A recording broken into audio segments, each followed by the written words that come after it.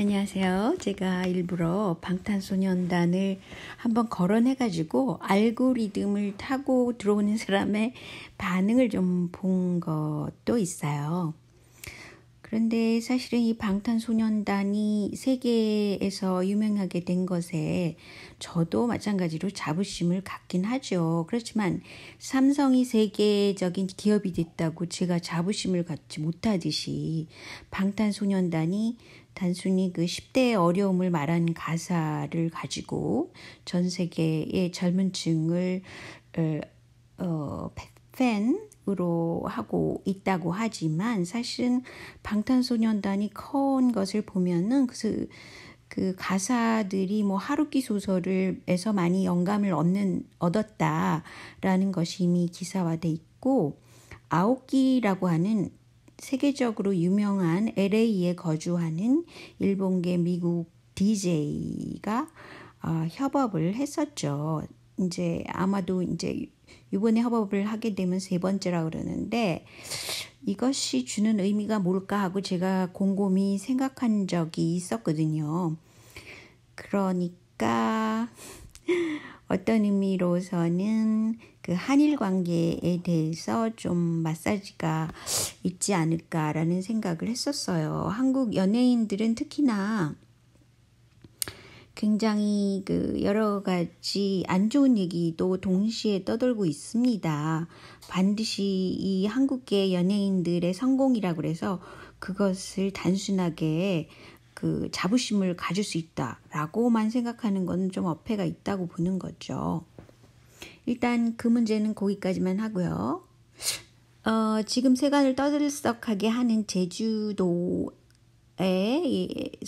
이제 세워지는 영리법원, 그 영리병원, 외국인 전용이죠, 지금은. 근데 이제 그것을 중국이 투자했다고 그래요. 근데 내가 쭉 보니까 2002년도에 그 DJ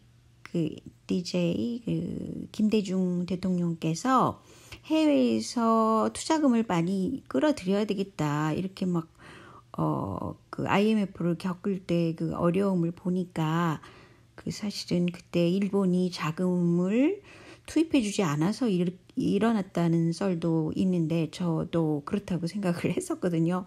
근데 어쨌든 그런 식으로 다양한 투자금이 있으면 오히려 더 안전하지 않을까 그렇게 생각을 하셨는 것 같아요.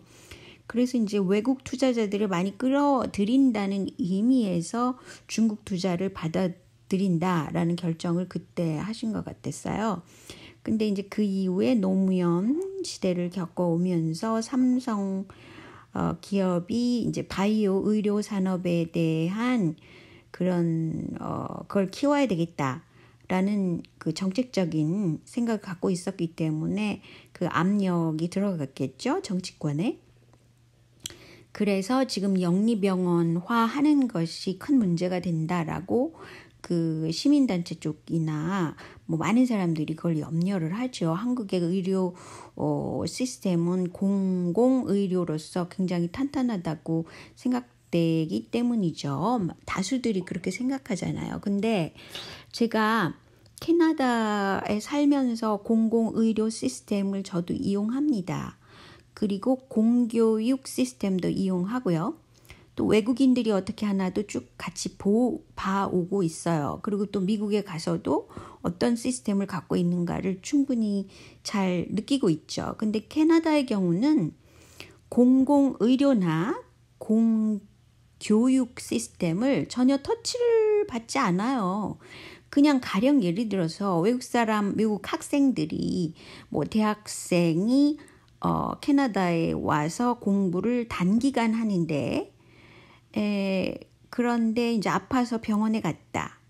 그러면 그 학생이 갖고 있는 보험 처리, 국제 보험 처리를 하되 그 여기 캐나다의 의료기관에서는 일반 캐나다인의 3배의 비용을 물립니다.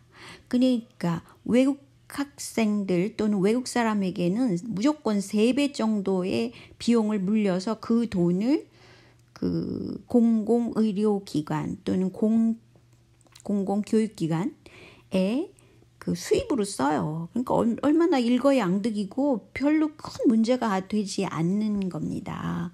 근데 이제 한국에서는 유난히 그 영리병원 따로, 외국인 병원 따로 뭐 이런 식으로 추진을 해나가다가 보니까 이런 문제가 생기는 것 같아요. 그런데 그 어떤 중재된 시스템을 마련할 수 있다고 보여지는데요. 가령 중국이 투자한 제주 영리 병원이라 하더라도 중국인 환자들을 위주로 받을 수도 있겠죠. 그렇지만 거기에는 단기 체류 비자만 허가를 해서 장기적으로 있을 수 없게 한다든지 또 그 요새도 그 성형병원 서울에 있는 성형병원이 중국 사람들이 굉장히 많이 가서 하잖아요. 아시아 사람들도. 그런 걸 두되 브로커들이 거기에서 그러니까 의료비를 낮추는 그런 쪽으로 뭐 경쟁을 하지 못하도록 어떤 정부가 중간에서 관여를 해서 그 오히려 모든 의료 비용을 외국 사람들에게는 더 비싸게 2배 정도로 물려서 그 공공의료, 공공교육기관을 위해서 쓰면 되잖아요. 그런 식으로 어떤 중재안이 돼 한국을 위해서 쓰여지는 뭐 캐나다를 좀 그 벤치마킹 해보세요. 그 캐나다는 그렇게 하고 있어요. 외국 유학생 여기 캐나다에 들어오면 무조건 공교육을 받을 때에 3배의 그 비용을 물립니다. 그러니까 뭐 굉장히 현실적으로 좋은 그런 해결 방안이라고 저는 봅니다. 그리고 중국이 투자를 해서 그 병원을 만들었다고 해서 정부에서 뭐 중국이니까 이거 어쩔 수 없다 이런 식으로 나가지 말고 뭐 가령 사드도 들어간다 어디로 들어간다 뭐 사드를 놓을 건가 말 건가 그리고 굉장히 오랫동안 그런 그 계약 관계라고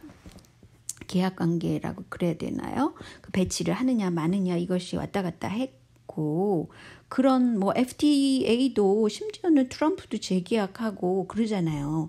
그러니까 과거에 MOA인가 그런 거를 체결을 중국하고 했다 하더라도 얼마든지 그거는 재계약 조건을 걸어서 다시 한국 사정에 맞춰서 할 수도 있다고 봐요.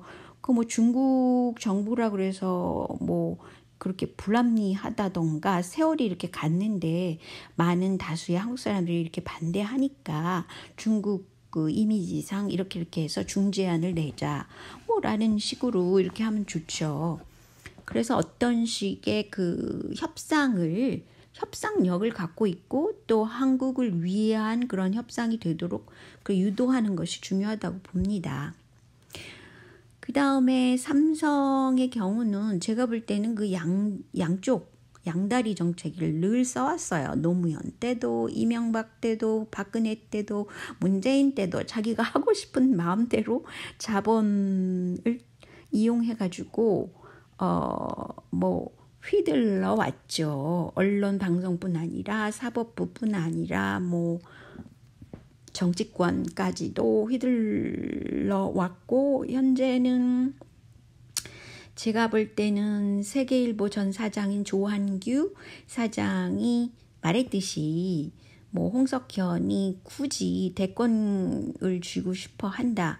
그러면 뭐 잠룡들 있죠. 잠룡들을 어떻게 하면 인기도를 줄여가지고 지지율을 낮추고 자기가 나중에 빠반하고 나타날 가능성이 높죠. 그런데 현재 제가 전에 동영상에도 말했지만 문선명이 주도한 통일교의 막강한 자본력이 아마도 그 현재 문재인 정부를 글쎄요. 굉장히 비호한다 그런 면이 있겠죠. 같이 남평문씨라 그러니까요. 그런데 또 삼성세랑 통일교세랑 굉장히 관계가 돈독하다고 제가 이미 말씀드렸고 둘 다 자본력 막강하고 언론사도 갖고 있고 뭐 둘 다 탑 수장이 북한에 간 적도 있고 뭐 그러니까 어쩌면 앞으로 그 홍석현이 대권을 쥐고 싶어 하고 그렇게 되려고 굉장히 노력을 하겠죠.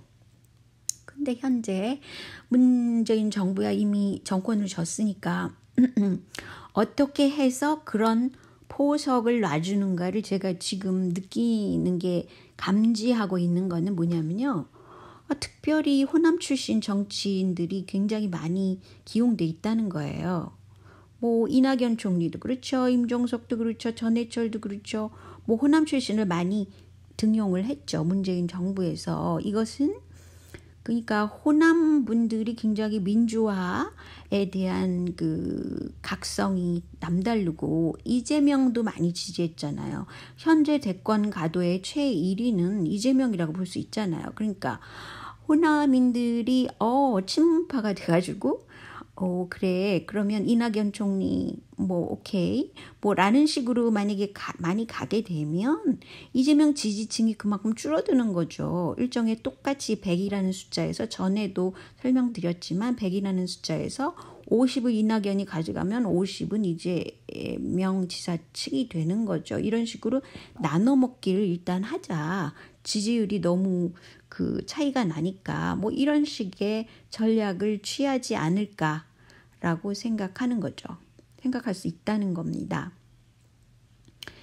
그리고 또 한 가지 지금 문재인 정부에서 무슨 일을 하고 있냐면요. 되도록이면 그 야권에 어떤 야권을 굉장히 많이 마사지를 시켜요. 뭐 과거에 그 노무현을 지지했던 사람을 집어넣는다든가 바미당이 하는 짓도 굉장히 이상하고요. 이재명을 총 공격했잖아요. 그리고 현재도 굉장히 그 자한당 쪽에서는 계속해서 이재명 공격하는 쪽으로 가고 있거든요. 가령 언론 플레이를 해서 이재명 지사가 뭐 이런 일을 했다. 그럼 그걸 그대로 가짜 뉴스를 진짜처럼 믿으면서 막 공격을 하고 있단 말이죠.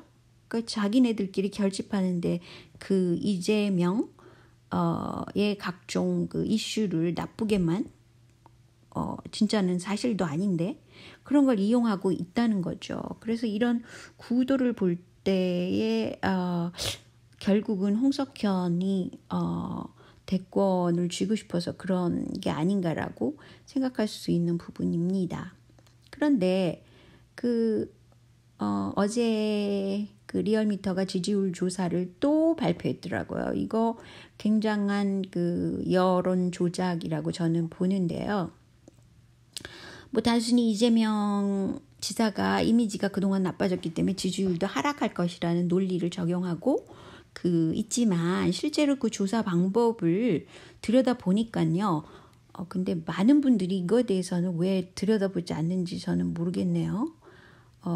어쨌든 그래서 제가 들여다본 결과 일부러 이재명 지지도를 낮추는 그런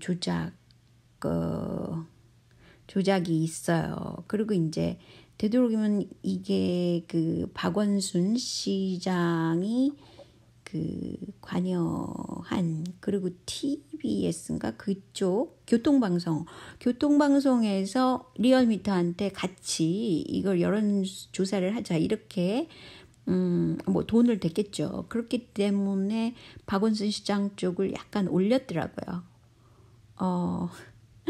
그런 술수를 썼는데 자세히 들여다보면 정말 이렇게 해야 되는 건지 굉장히 걱정되는 부분이죠. 그러니까 언론 방송 댓글 부대도 모자라서 여론조사 발표까지도 조작해서 한다는 것. 그 중에는 여러 가지가 있는데 첫째 그 인구수 비례의 조사 대상자 수를 보면은 도표에서도 보시다시피 경기도보다는 서울에서 더 많은 사람을 조사를 했고요. 그 다음에 화이트 칼라가 대답할 수 없는 시간에 했습니다. 제가 그리고 그 노인 남성을 더 많이 조사를 했어요. 그러니까 당연히 이재명 지사의 지지율이 떨어지겠죠. 자, 오늘은 제가 여기까지만 하고요. 네, 안녕히 계세요.